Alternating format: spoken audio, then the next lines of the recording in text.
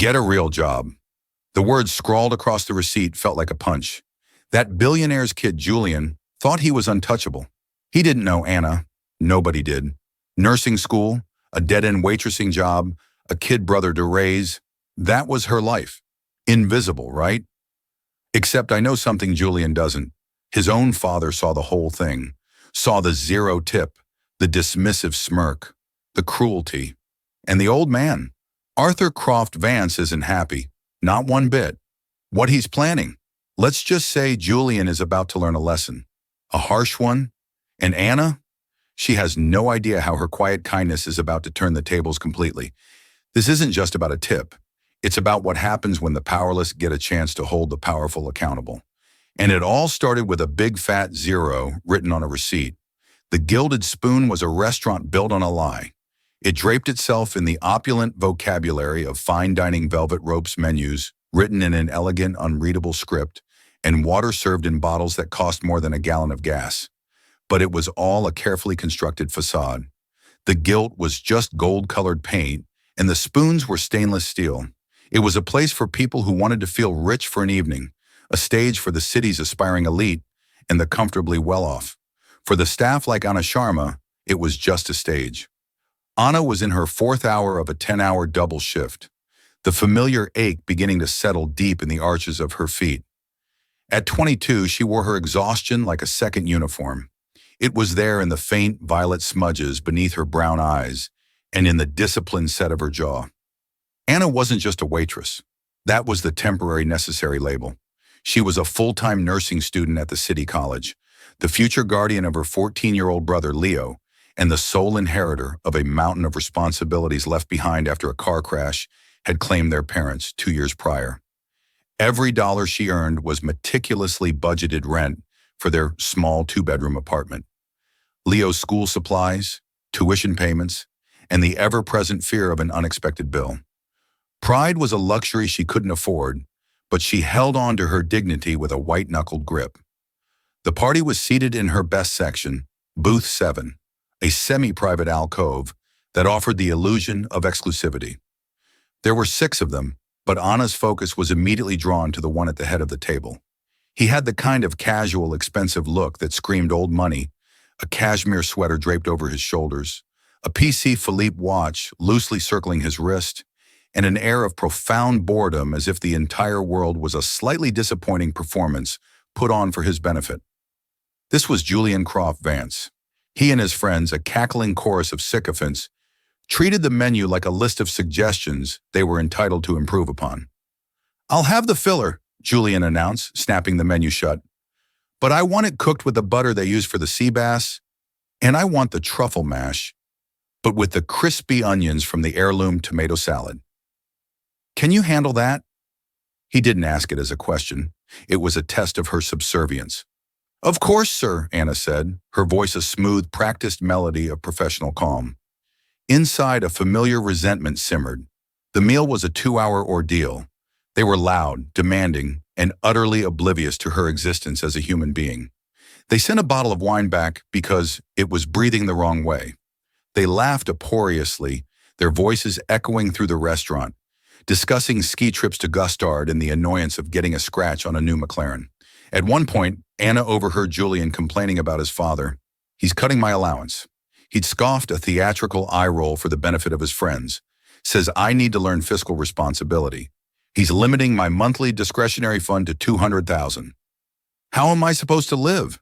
His friends murmured their sympathies. Anna, whose entire monthly budget was less than what they'd spent on appetizers, felt a hot flash of anger. She thought of Leo needing new sneakers and the check engine light that had just flickered on in her beat-up 2008 Honda Civic.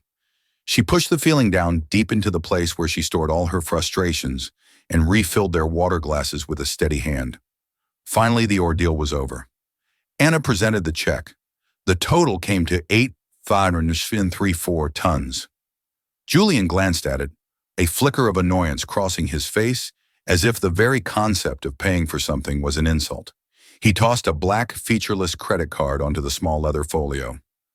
"Run it." Anna returned a few moments later with the receipt for him to sign. The line for the tip was conspicuously blank. She watched, holding her breath with a faint, desperate hope. A 20% tip would be over $170. It would mean she could fix her car without having to take an extra shift. It would mean a small cushion, a moment of reprieve. Julian picked up the pen. He looked directly at Anna, a smirk playing on his lips. It was a look of pure, unadulterated contempt, the look of a king dismissing a fly. Then, with a deliberate flourish, he drew a thick, aggressive line through the tip section and wrote 0. To add a final, cruel flourish, he scribbled a note on the merchant copy. Get a real job. He pushed the folio back across the table and stood up, his friends rising with him. He didn't say thank you. He didn't even acknowledge her. As he walked past, his shoulder brushed hers, a final dismissive gesture of his utter indifference. Anna stood frozen, staring down at the receipt. The word 0 seemed to burn through the paper, a brand of her insignificance. It wasn't just the money, though the loss of it was a physical blow, a tightening in her chest. It was the calculated cruelty, the casual swipe at her life, her work, her very worth. In that moment, in the hushed, fake-gilded dining room, Anna Sharma felt utterly and completely invisible. The carefully constructed wall of her professional composure crumbled, and for the first time in a long time, she had to fight back tears. The walk home that night was a blur of streetlights and shame. The weight of Julian's dismissal pressed down on her heavier than her aching feet. She replayed the scene over and over, each time feeling the sting of his smirk, the scratch of his pen. She let herself into the quiet apartment, the scent of stale air and her brother's leftover pizza greeting her. Leo was asleep, his lanky teenage frame sprawled across his bed, a textbook open on his chest. A fierce, protective love swelled in Anna's chest, momentarily eclipsing the anger. This was why she did it. This was why she swallowed her pride and smiled at men like Julian Croft Vance. She sat at their small kitchen table, the offending receipt laid out before her like evidence in a trial. The word 0 mocked her. She had bills spread out next to it, the electric bill past due, and a notice from the college about the next tuition installment. The $170 she had mentally earmarked was gone, and the gap it left in her budget yawned like a chasm. Sleep offered no escape, her dreams filled with the sound of mocking laughter and the endless task of trying to fill a bucket with a hole in the bottom. The next day, she pinned her professional smile back in place, but it felt brittle, ready to shatter. The lunchtime rush at the Gilded Spoon was just building when a low, rhythmic thump, thump, thump began to permeate the air. It grew steadily louder, a deep, guttural beat that vibrated through the floorboards and rattled the wine glasses on the shelves. Patrons and staff exchanged confused glances. The sound was unnatural, a mechanical heartbeat drowning out the smooth jazz playing over the restaurant speakers. Everyone rushed to the windows. Anna followed, her curiosity piqued. There in the small city park adjacent to the restaurant, a patch of green, usually reserved for dog walkers and office workers on their lunch break, a helicopter was descending. It wasn't a news chopper or a police aircraft. It was a machine of breathtaking elegance and power. A Bell 429 painted in a sleek, menacing matte black.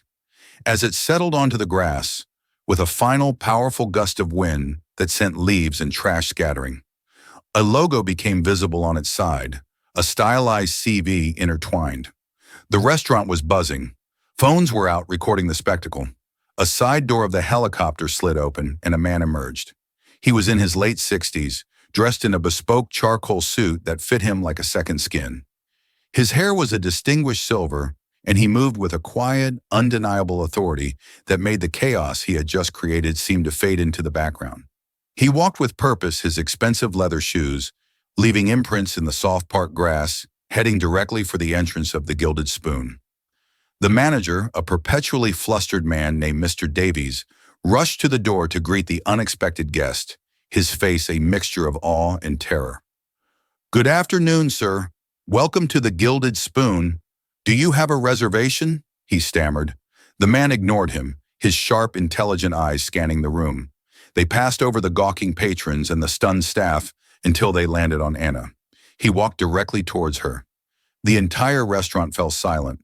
The only sound the fading were of the helicopter's rotors. "Are you Anna Sharma?" he asked. His voice was calm, but it carried an immense weight. Anna's heart hammered against her ribs. She could only nod, her throat suddenly tight.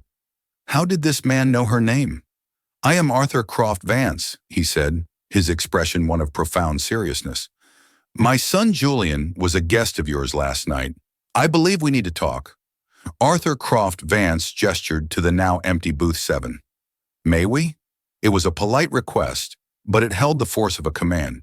Mr. Davies, looking as if he might faint, simply nodded vigorously. Anna, feeling the eyes of every person in the room on her numbly, led the way and slid into the booth, her server's apron feeling ridiculous and out of place. Arthur sat opposite her, his presence seeming to shrink the already spacious alcove. He didn't begin with an apology. He began with a story. When I was your age, Miss Sharma, he started, his voice low and resonant, I was working 2 jobs. One was hauling trash from construction sites in the morning. The other was washing dishes at a greasy spoon diner at night. I remember what it was like to count every single dollar. I remember the exhaustion that sinks into your bones, the kind that sleep can't fix. And I remember the customers who looked right through you as if you were part of the furniture. He paused, his gaze unwavering. I built my company, Croft Vance Industries, from absolutely nothing. I swore that my children would never have to experience that kind of hardship. But I also swore I would teach them the value of the work that prevents it. I see now, he said, a deep sigh escaping him, that in this I have failed spectacularly. He reached into his suit jacket and pulled out a small high-tech audio recorder. He placed it on the table between them. I didn't come here just because of a tip, Miss Sharma. To be frank, my son's behavior has been a concern for some time. His spending, his associations, his utter lack of direction. I hired a private investigator a few months ago to keep tabs on him, not to spy, but to understand, to see if there was anything left of the boy I raised. He pressed a button. The sound of Julian's voice filled the booth, tiny but unmistakable. Cutting my allowance, limiting my monthly discretionary fund to $200,000. How am I supposed to live? Anna flinched, the memory of it sharp and humiliating. Then she heard her own voice, professional and polite, and finally the damning silence as Julian signed the receipt. The investigator had been thorough. Hearing that, Arthur said, his voice laced with a pain that was clearly genuine. Hearing him mock the very concept of work, of struggle, it was a profound disappointment. It was the final straw. What he did to you was not just rude, it was a moral failing. And for that, on behalf of my family, I am deeply, truly sorry. He then did something Anna never expected. He pushed a check across the table. It was made out to her for the sum of $10,000. This is for the tip you were denied and for the insult you were forced to endure. Anna stared at the check at the impossible number of zeros. It was more money than she had seen in her life. It was a solution to so many of her problems. It was a clean slate. She could fix her car, pay her tuition for the next year, and breathe. But as she looked at Arthur Croft Vance, she saw something more than just a billionaire trying to clean up his son's mess. She saw a father at the end of his rope. Thank you, sir, she said, her voice trembling slightly. This is more than generous. It's not enough, Arthur said, shaking his head. A check doesn't solve the root problem. Julian is my problem. And that, Miss Sharma, is where I have a proposition for you. A rather unconventional one. He leaned forward, his eyes intense. I don't just want to pay you off. I want to hire you. I've read the investigator's preliminary background check on you. Nursing student, top of your class, sole provider for your younger brother. No history of trouble. You are by all accounts a person of immense character and resilience. The very qualities my son so desperately lacks. Anna's mind reeled. Hire me to do what? I want you to be his assistant, Arthur stated plainly, his executive assistant to be precise. You would manage his schedule, his correspondence, his projects. You would be in essence his shadow. He saw the shock and confusion on her face and raised a hand. Let me be clear. This isn't about punishing him in the traditional sense. It's about re-educating him. I want him to look at you every single day. I want him to be confronted by the reality of the person he so casually dismissed. I want him to see your work ethic, your intelligence, your dignity. I can give him lectures. I can cut his allowance. but I cannot force him to see the world outside his gilded cage. But perhaps you can. He named a salary that made the $10,000 check seem like pocket change. It was a life-altering dream-making future, securing sum of money plus a binding contractual guarantee to cover the full cost of her nursing degree and a separate trust fund for her brother's college education. Anna was speechless. Her world had just been turned upside down. One moment she was worrying about an electric bill. The next she was being offered a fortune to babysit the man who had humiliated her. It felt insane. It felt impossible.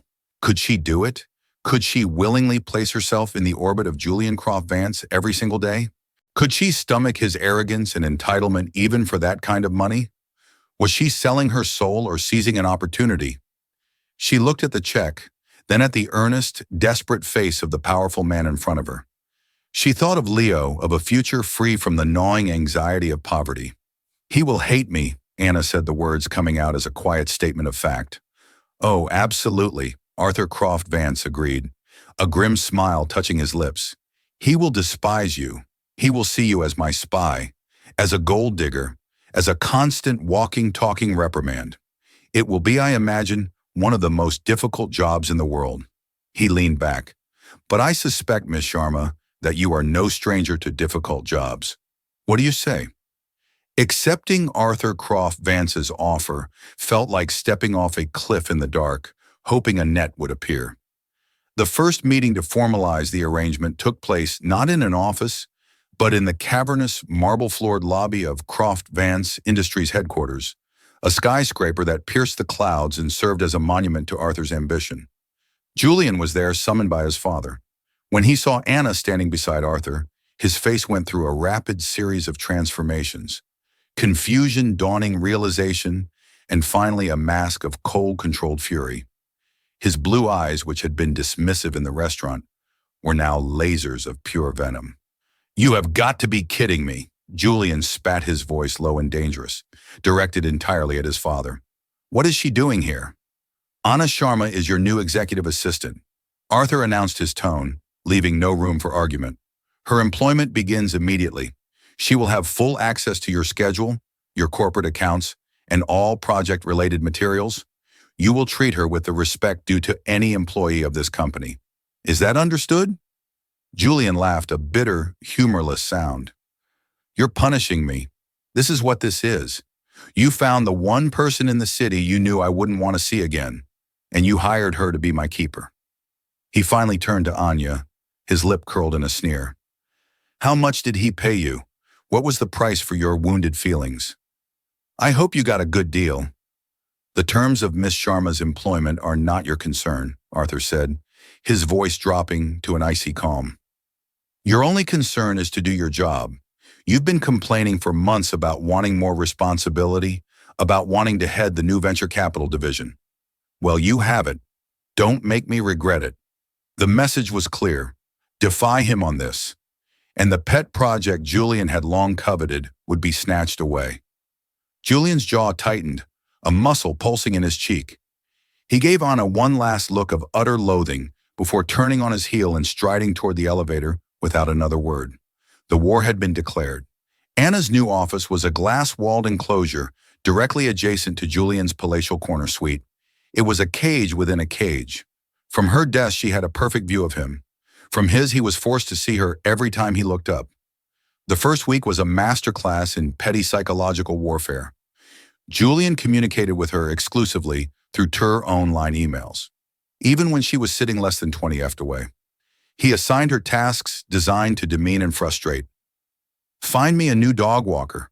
The last one's aura was too needy. Transcribe my call notes from this 3-hour meeting. I need it in an hour. My coffee's 2 degrees too cold. Get another one." Worst of all were the research projects. He'd have her spend days compiling exhaustive reports on ludicrously non-existent markets. "I need a full market analysis on luxury artisanal toothpicks. I'm thinking of disrupting the industry. 50 pages by Friday." It was all a test, a relentless campaign to force her to quit. But Anna didn't break.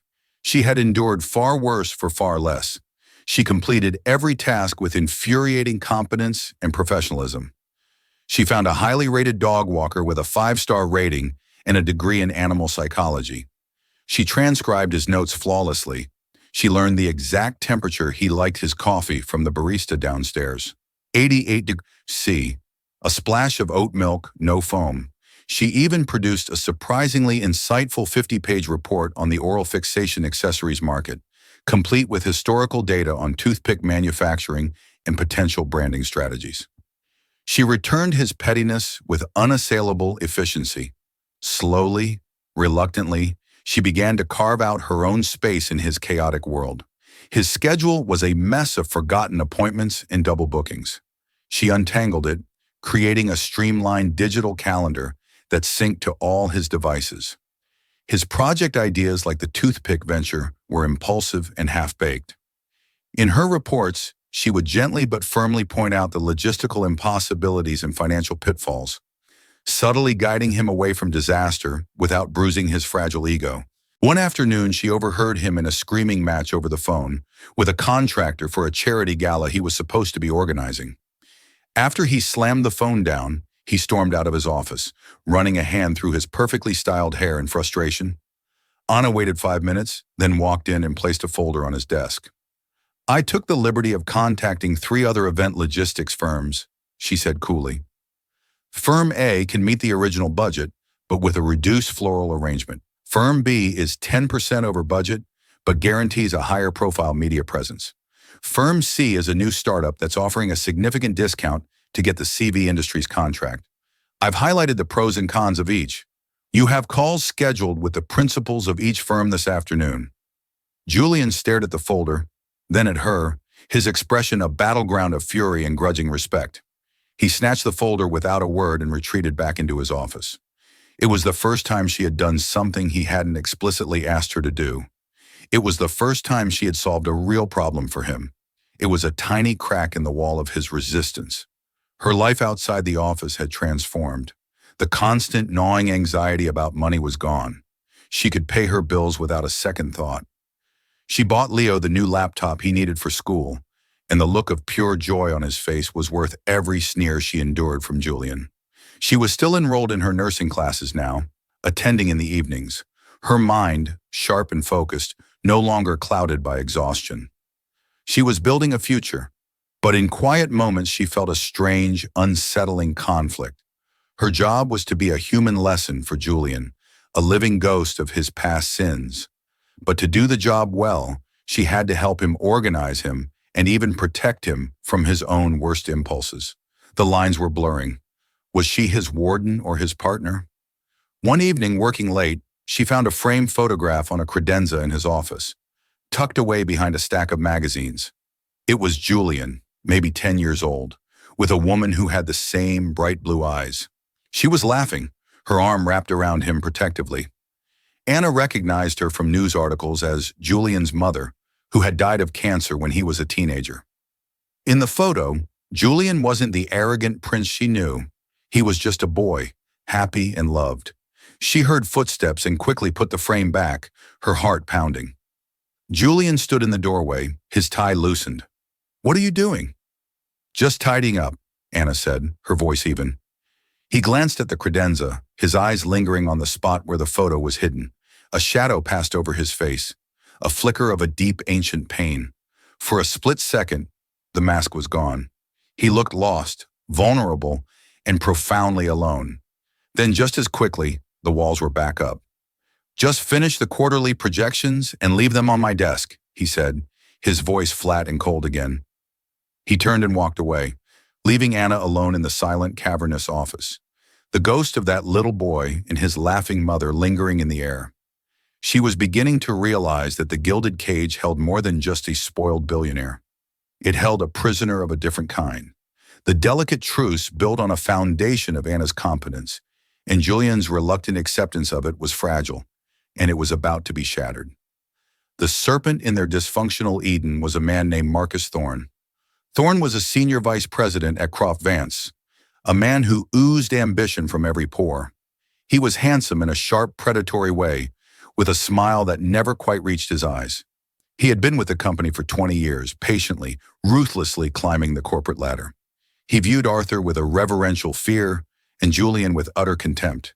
He saw the heir as a weak, entitled buffoon, an obstacle to his own ascent to the throne. And in Anna, he saw an interesting and potentially useful complication. Marcus began his campaign subtly. He would stop by Julian's office ostensibly to offer mentorship and guidance on the new venture capital division. "Brilliant idea, the toothpick venture," Marcus said one afternoon, leaning against Julian's doorframe after Anna had delivered her damning report. "Truly disruptive, a bit ahead of its time perhaps. The market isn't ready for that level of innovation, but the instinct, pure genius. Your father sees that you know. He just needs you to prove it with a solid traditional win first." He was feeding Julian's ego, validating his most ridiculous impulses while simultaneously positioning himself as a wise, supportive ally. He made Julian feel seen in a way his father never did. To Julian, who was starved for genuine praise, Marcus's words were like water in a desert. Marcus also worked on Anna. He'd catch her by the coffee machine, his tone confidential and friendly. "You're doing a wonderful job with him," he'd say with a conspiratorial wink. "It's a miracle, really.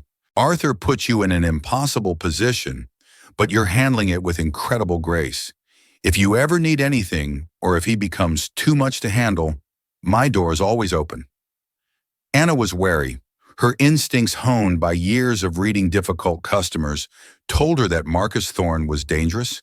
His charm was too smooth, his compliments too easy. She kept her interactions with him polite, professional, and brief. The real target was a company called Helios Innovations, a promising but struggling solar energy startup. It was on the verge of a major technological breakthrough, but was bleeding cash. Arthur had flagged it as a potential acquisition, a perfect starter project for Julian's new division. It was a test, a relatively low-risk, high-reward opportunity for Julian to cut his teeth. Marcus saw it not as an opportunity for Julian, but for himself. He began to work his poison. In his private mentoring sessions with Julian, he planted seeds of doubt. "Helios is a solid choice," he'd concede. "But it's your father's choice. It's safe, a bit boring. You know what would really make a statement? A company that's on the cutting edge. Something bigger, bolder." He presented Julian with an alternative, a flashy, aggressively marketed biotech firm called Lionesis. They claimed to be on the cusp of revolutionary anti-aging therapies. Their marketing materials were slick, their projections astronomical, and their CEO was a charismatic charlatan. Genesis was a house of cards built on hype and fraudulent science. But Julian couldn't see it.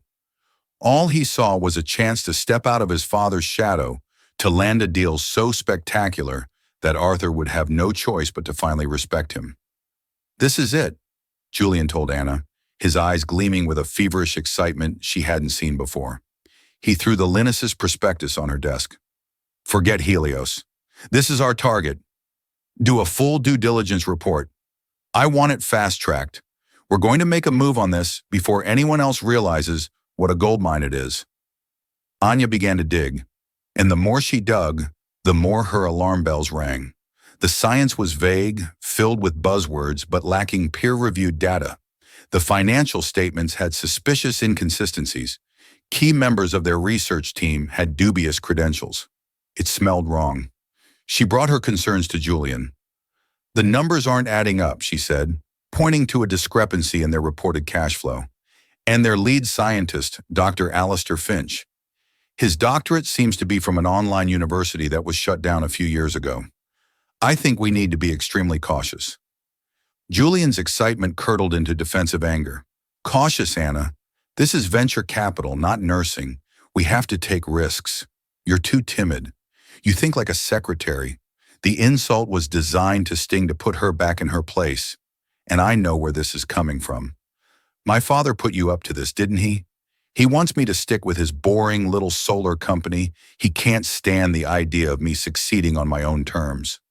"This has nothing to do with your father," Anna shot back, her professional cool finally cracking. "This is about the data. The company is a phantom, Julian. Can't you see that what I see?" he said, his voice dangerously low. "Is my assistant overstepping her bounds? Your job is to compile the reports I ask for, not to question my judgment." Is Marcus questioning my judgment? No, because he actually understands this business. The mention of Marcus was the final red flag. Anna suddenly saw the whole chessboard. Marcus wasn't just flattering Julian, he was actively setting him up. He was handing him the gun, knowing Julian would shoot himself in the foot with it. If Julian championed the Lennis's acquisition, and it collapsed as it inevitably would, the fallout would be catastrophic. It would not only cost Croft Vance hundreds of millions of dollars, but it would publicly humiliate Julian, proving him incompetent and unworthy of being the heir. And who would be there to pick up the pieces to look like the steady, reliable hand Marcus Thorne? Anna realized she was in an impossible position. Julian wouldn't listen to her. Going to Arthur directly would be seen by Julian as the ultimate act of betrayal, confirming his worst suspicions about her being his father's spy, and destroying the fragile trust they had begun to build. But doing nothing meant watching Julian walk directly off a cliff, taking a chunk of his family's empire with him. She had to find proof, hard, undeniable proof that Marcus was manipulating him. Working late into the night, fueled by coffee and a growing sense of dread, Anna went deeper. She used the company's powerful network access, a privilege of her new position, to search for connections between Marcus and Dionysus. At first, there was nothing, but then she had an idea. She stopped looking for direct financial ties and started looking for communications. She cross-referenced Marcus Thorne's corporate phone records, which she was authorized to access for expense reporting, with the contact numbers for the Genesis board members. And there it was, a single recurring number. Not a call to the CEO or anyone on the board, but dozens of calls over the past 2 months to a man named David Chen. A quick search revealed David Chen was a disgraced former analyst who had been fired from a rival firm for insider trading. Another search revealed Chen's wife was the sister of Genesis's chief financial officer. It was the link. Marcus was using a proxy to feed information and likely coordinate the entire scam. He was orchestrating Julian's downfall from the shadows. She printed the call logs, her hands shaking. This was the bomb. But Julian was moving fast. He had called an emergency board meeting for the next day to approve the acquisition funds. She had less than 12 hours to stop him. The morning of the board meeting, the air in the executive suite crackled with tension. Julian was dressed in his most formidable suit, a pinstriped armor for the battle he believed he was about to win. He paced his office like a caged tiger, rehearsing his presentation, his face alight with a manic, triumphant energy. He was about to prove everyone wrong, his doubting father, his timid assistant, the whole world.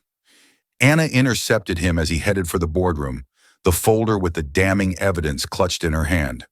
"Julian, you cannot do this!" She pleaded, her voice low and urgent. "You have to see this. Marcus is playing you." He stopped and gave her a look of profound pity and disgust. "It's over, Anna. I know you mean well in your own risk-averse way, but you need to accept that you were wrong. This is happening now. If you'll excuse me, I have to go and make history." "He's been communicating with them through a proxy," she pressed, trying to push the folder into his hands. "A man named David Chen. He's connected to their CFO. This whole thing is a setup designed to make you fail." Julian physically recoiled from the folder as if it were contaminated. "Anya, stop. This is pathetic. You're so desperate to prove my father right that you're inventing conspiracy theories. You've done good work here, but you've reached your limit. You don't understand the game we're playing." He brushed past her, his confidence absolute. "Don't follow me. Don't come into that boardroom. You've done enough." With that, he walked away, leaving her standing alone in the hallway. Anna's heart sank. She had failed. She watched the heavy oak doors of the boardroom swing shut behind him, sealing his fate. Inside that room, Marcus Thorne would be sitting there, his face a mask of supportive encouragement, while he watched his carefully laid trap spring shut. For a moment, Anna considered giving up. She had done everything she could. She had presented the evidence. He had refused to look. Her obligation was fulfilled. She could walk away, let the disaster unfold, and her own future secured by Arthur's contract would be safe. But then she thought of the photograph of the 10-year-old Julian, happy and carefree. She thought of Arthur Croft Vance, a father terrified of losing his son, not to scandal, but to his own hollowed-out soul. This was never just a job. It had become something more. She couldn't let it end like this. Julian had her locked out. He'd probably told security not to let her in, but he had forgotten one thing. In the first week of her employment, Arthur had given her his personal direct line cell number. For emergencies only, he had said this. She decided was an emergency. Her hands trembling, she dialed the number. He answered on the second ring. Arthur Croft Vance speaking. Mr. Croft Vance, it's Anna Sharma, she said, words tumbling out in a rush. You have to stop the board meeting. Julian is about to sign off on the Lionesis acquisition. It's a fraud. Marcus Thorne engineered the entire thing to ruin Julian. I have proof. There was a moment of stunned silence on the other end of the line. Then Arthur's voice transformed from a calm baritone to a whip crack of command. Where are you? Outside the main boardroom, 54th floor. Stay right there. Don't move. The line went dead. Minutes stretched into an eternity. Anna paced the hallway, her mind racing. Had she done the right thing, Julian would see this as the ultimate betrayal. She had gone over his head to his father, proving in his mind that she had been his spy all along. Any hope of a real working relationship between them would be incinerated.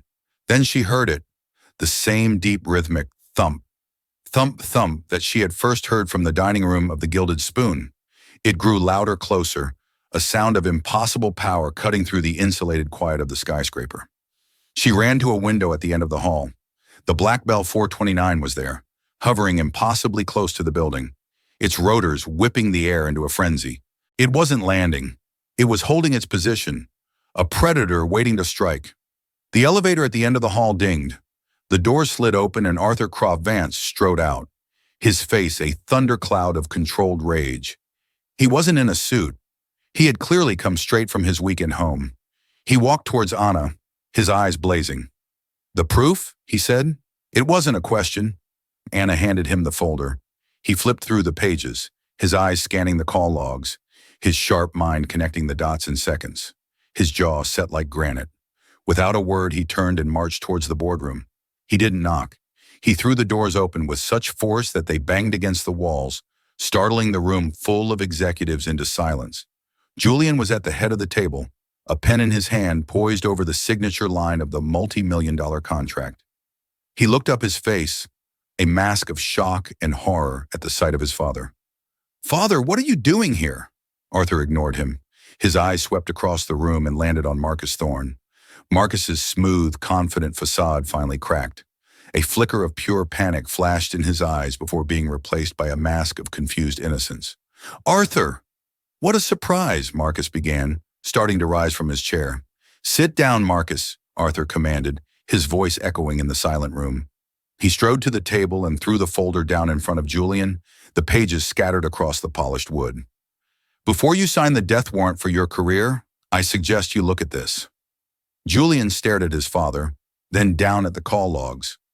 He saw the name David Chen and the dozens of calls to and from Marcus Thorne's number. He saw the notes Anna had compiled, the web of connections laid bare. The triumphant color drained from his face, replaced by a ghastly pale shock of understanding. He looked from the papers to Marcus, whose face had gone ashen. He looked at his father, whose expression was one of deep, furious disappointment. Finally, his eyes found Anna, who was standing just inside the doorway. He saw the desperate worry in her face, the genuine concern. It wasn't the look of a spy who had successfully completed her mission. It was the look of someone who had tried to save him from himself. The pen fell from Julian's nerveless fingers, clattering onto the table. The illusion was shattered. The grand victory he had imagined was nothing but a lie. A carefully constructed stage for his own execution, and the person who had tried to warn him, the one he had mocked and dismissed, was the only one who had been on his side. The boardroom fallout was swift and brutal. Marcus Thorne's career, so carefully built over 2 decades, was dismantled in less than 20 minutes. He was fired, disgraced, and escorted from the building by security, leaving behind a legacy of treachery. But the real reckoning happened after the board members had been dismissed, leaving only Arthur, a shattered Julian, and a silent Anna in the vast empty room. The adrenaline was gone. replaced by a heavy, suffocating silence. Julian wouldn't look at his father. He stared at the damning papers scattered on the table, his entire world reconfigured into a landscape of failure and deceit. He started, his voice cracking. I was so sure. You were so arrogant, Arthur corrected, his anger now cooled into a weary sadness. You were so desperate to beat me that you couldn't see you were being handed a loaded gun. You didn't want a partner, Julian. You wanted an audience. You had the best analyst in the company trying to help you, and you told her she thought like a secretary. The words hit Julian harder than any yelling could have. He finally looked up, not at his father, but at Anna. The contempt and suspicion were gone from his eyes, replaced by a raw, humbling shame. You knew, he said, his voice barely a whisper. You tried to tell me. Anna simply nodded. Why? He asked a genuine, desperate question after how I treated you in the restaurant the first few weeks here. Why would you help me? You could have let me fail. It's what I deserved. Anna took a deep breath. Because my job wasn't to watch you fail, Julian. My job was to be your assistant. And because I don't think anyone deserves to have their ambition used against them like that. Not even you. That night, for the first time, Arthur and Julian had a real conversation. They didn't yell. They talked about the crushing weight of expectation, about the ghost of Julian's mother that stood between them, about the loneliness that had festered in Julian's life. It wasn't a magic fix, but it was a start, a painful, necessary tearing down of walls that had stood for years. The next day, Julian came to Anna's office. He didn't stand in the doorway.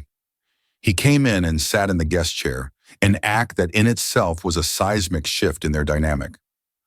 I wanted to apologize, he said, looking her directly in the eye, for everything, for the restaurant, for the zero, for every stupid, demeaning task I gave you, for not listening to you. What you did yesterday, you saved me.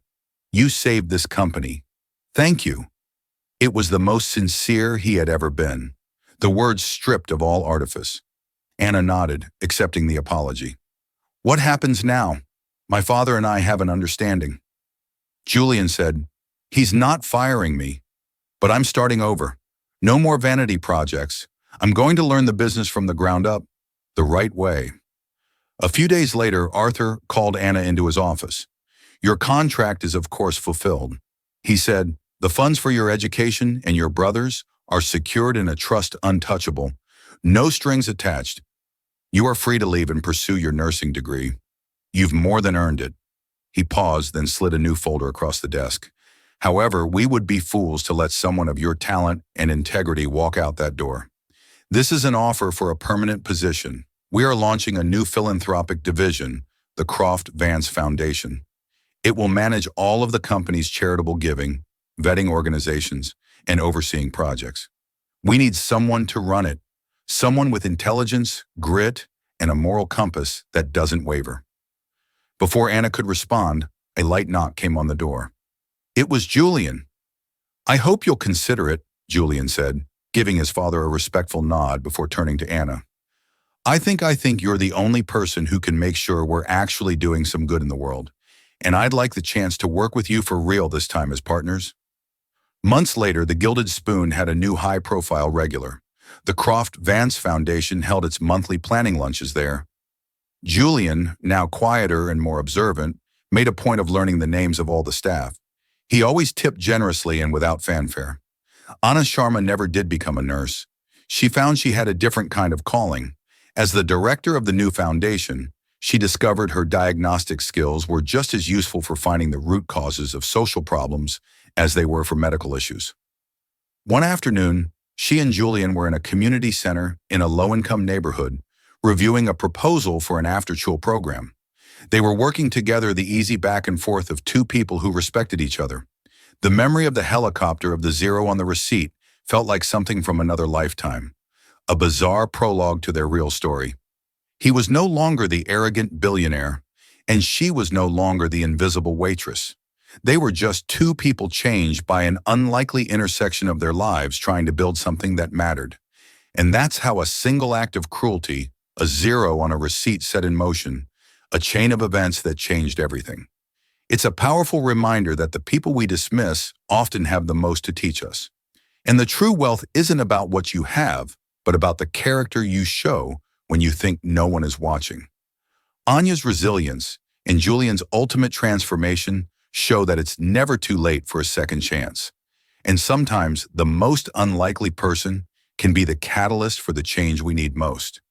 If this story of unexpected connections and redemption moved you, please show your support by hitting that like button, sharing it with someone who loves a powerful story, and be sure to subscribe for more real-life dramas that will keep you on the edge of your seat. What did you think of Julian's transformation? Let us know in the comments below.